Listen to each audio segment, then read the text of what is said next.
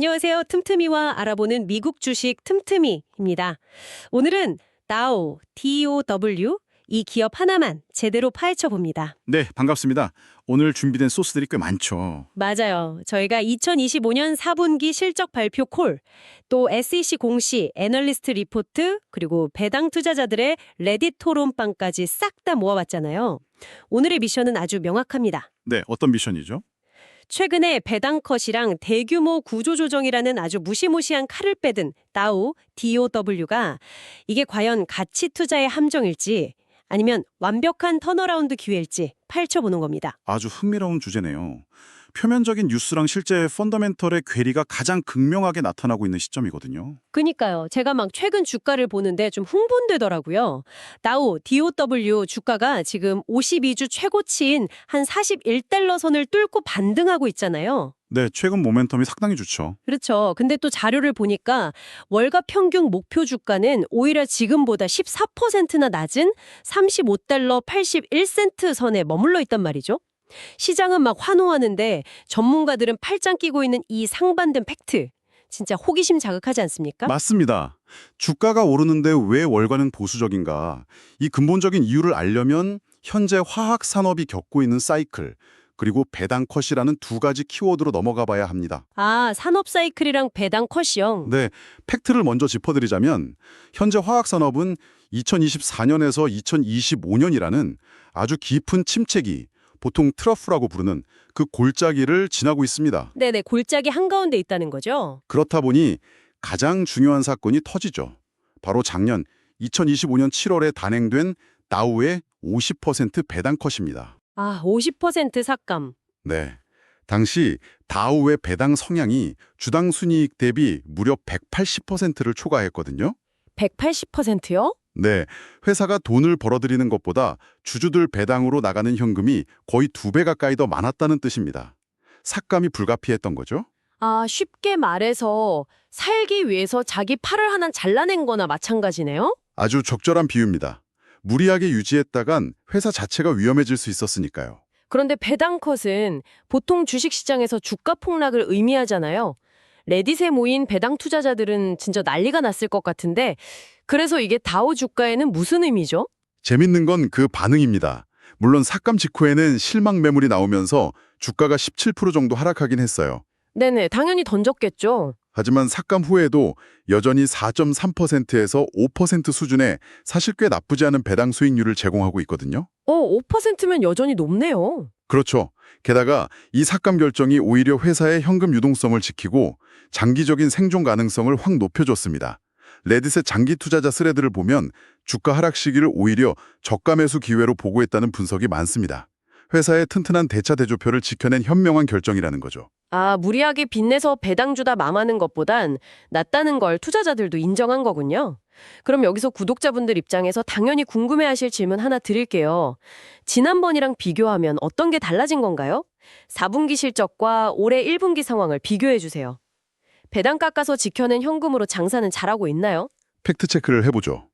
우선 악화된 지표부터 보면 지난 2025년 4분기는 참 고통스러웠습니다. 순 매출은 전년 동기 대비 9% 감소한 95억 달러였고요. 9%나 빠졌네요. 네. 그리고 영업삼각전 영업이익, 즉 EBT 다티는 7억 4,100만 달러로 굉장히 조조했습니다. 폴리머 가격이 하락하고 마진 압박에 계절적 비수기까지 겹친 결과였죠. 원가는 그대로인데 제품 가격을 후려치니까 마진이 녹아내린 거잖아요. 그럼 개선된 지표는요? 올해 1분기 전망은 좀 낫습니까?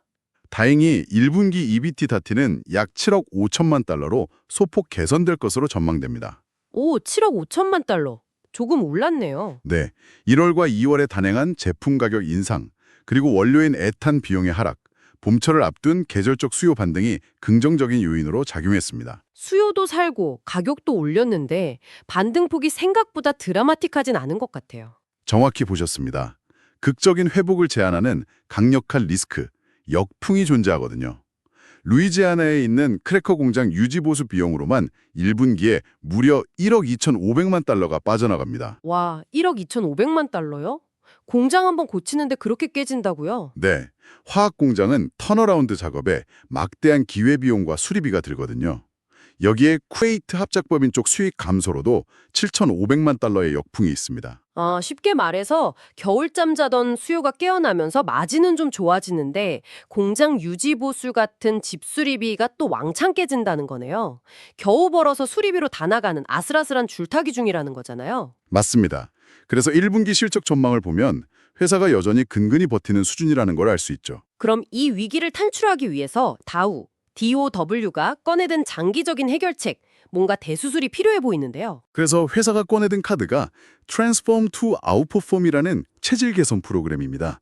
2028년까지 무려 20억 달러의 EBITDA 개선을 목표로 하고 있죠. 20억 달러요. 스케일이 크네요. 네. 이를 위해서 전 세계적으로 4,500명의 인력을 감축합니다. 이 과정에서 퇴직금 등 일회성 비용으로만 11억에서 15억 달러가 지불될 예정이고요. 잠깐만요.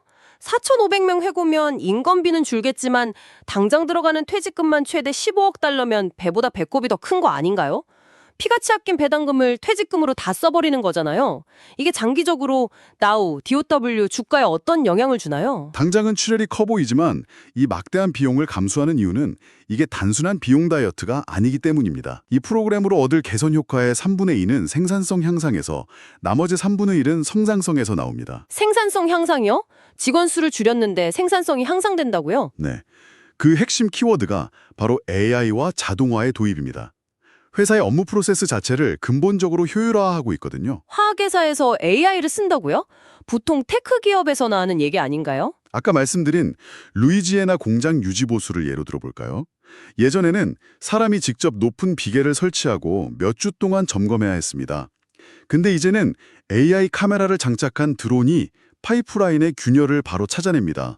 드론으로요? 네, 공장을 멈추는 시간이 획기적으로 줄고 천문학적인 점검 비용 자체가 영구적으로 사라지는 거죠. 이게 바로 15억 달러를 투자해 고정비의 뼈대를 완전히 AI로 갈아 끼우는 작업인 겁니다.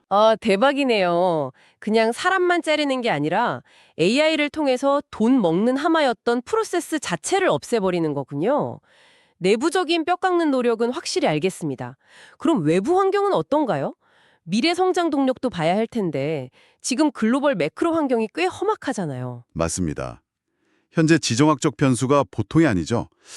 중동 호르무즈 해협의 긴장감, 트럼프 행정부의 정책에 따른 만세 문제, 그리고 최근 중국이 자국 화학 기업들의 수출 환급금을 폐지한 이슈까지 글로벌 화학 산업의 공급망이 크게 흔들리고 있습니다. 네네, 뉴스 틀면 매일 나오는 얘기들이죠. 그래서 이게 다우 주가에는 무슨 의미죠? 글로벌 공급망 흔들리면 다른 글로벌 화학 기업들도 다 겪는 똑같은 악재인가요? 표면적으로는 다 같이 겪는 위기 같지만 팩트를 파고들면 전혀 다릅니다.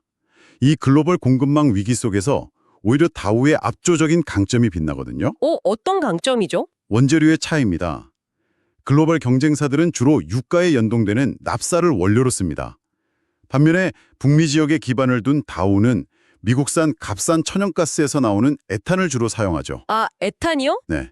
중동 위기로 유가가 폭등하면 경쟁사들은 원가 압박에 시달리지만 에탄을 쓰는 다우는 원가 타격이 훨씬 적습니다. 남들이 고통받을 때 혼자 원가 우위에 서서 넓어진 마진을 다 가져가는 구조인 셈이죠. 완전 방어막에 쳐져 있는 거네요. 그럼 그 원가 우위 말고 미래를 위한 무기는 따로 없습니까? 아주 강력한 무기가 하나 더 있습니다. 캐나다 알버타에서 진행 중인 패스투 제로, 즉 탄소 제로로 가는 길 프로젝트입니다. 세계 최초의 넷제로 에틸렌 생산 시설을 짓는 거죠. 그거 저도 리포트에서 봤어요. 근데 단기적인 현금 확보 때문에 프로젝트 가동 시기를 원래보다 2년 연기해서 2029년 후반으로 미뤘다고 하던데요. 이거 사실상 악재 아닌가요? 가동이 연기된 건 아쉽지만 프로젝트의 내재 가치는 전혀 훼손되지 않았습니다. 여전히 8%에서 10%의 투자 수익률이 예상되고요. 8에서 10%요? 네, 완공되면 글로벌에서 가장 생산 원가가 낮은 1사분이 초저원가 경쟁력을 갖추게 됩니다.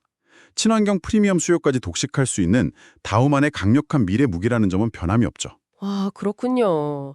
배당 반토막 내서 욕먹는 줄만 알았는데 뒤에서는 칸을 득득 갈고 있었네요. 오늘 분석 진짜 흥미롭습니다. 자, 전문가님. 오늘의 이 복잡한 이야기들 한번 싹 종합해 주시죠? 네, 정리해 보겠습니다. 지금 다우는 표면적으로 배당을 반토막 내고 4,500명을 해고하는 끔찍한 보릿고개를 지나고 있습니다. 그래서 애널리스트들도 보수적인 거고요. 하지만 내면을 보면 뼈강단 구조조정에 AI를 전면 도입해 체질을 개선 중입니다. 여기에 북미 에탄 기반의 에너지 비용 우위 그리고 알버타 프로젝트까지 더해져 있죠. 결론적으로 화학 사이클이 바닥을 치고 돌아섰을 때 시장에서 가장 높이 뛰어오를 준비를 완벽하게 맞춰가고 있는 기업이라고 평가할 수 있습니다. 바닥에서 스프링을 엄청 꾹 눌러놓고 있는 상태군요. 자, 여기서 저는 구독자분들께 한 가지 도발적인 생각거리를 좀 던져보고 싶습니다.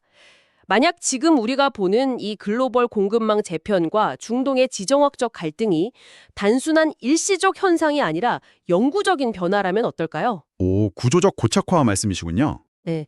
그렇다면 다우가 가진 그 북미 지역의 원가 경쟁력은 언젠가 올 사이클의 고점을 굳이 기다릴 필요도 없이 앞으로 이 기업을 완전히 새로운 가치로 평가받게 만드는 절대 반지가 되지 않을까요? 시장의 패러다임이 바뀔 수 있다는 아주 날카로운 지적이네요.